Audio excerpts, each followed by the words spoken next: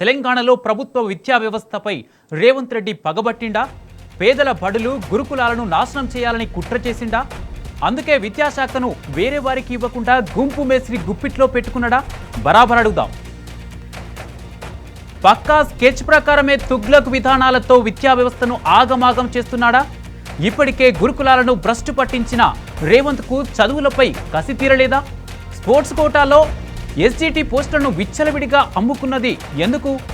విద్యా వ్యవస్థలో పైరేవీలకు రేవంత్ గేట్లు ఎత్తేశాడా? బరాబర్ ప్రశ్నిద్దాం. బడుల్లో విద్యా సంవత్సరం ప్రారంభమైనా ఇంకా పుస్తకాలు యూనిఫామ్స్ ఇచ్చే సోయి లేదా?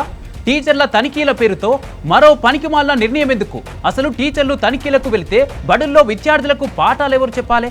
బరాబర్ నిలదీద్దాం. లోయర్ క్యాడర్ టీచర్లతో పై క్యాడర్ బడుల్లో తనిఖీల తలాతోక ఉన్న పనేనా ఇది? గెజిటెడ్ హెడ్ మాస్టర్లు విద్యాశాఖ అధికారులు ఏం చేస్తారు మరి? ఇది విద్యాశాఖ పర్యవేక్షణ అధికారులందరినీ అవమానించడం కాదా? జాబ్ చాట్ లేకుండా జరిపే తనిఖీల వల్ల తలెత్తే సమస్యలకు బాధ్యత ఎవరిది? బరాబర్ అడుగుదాం.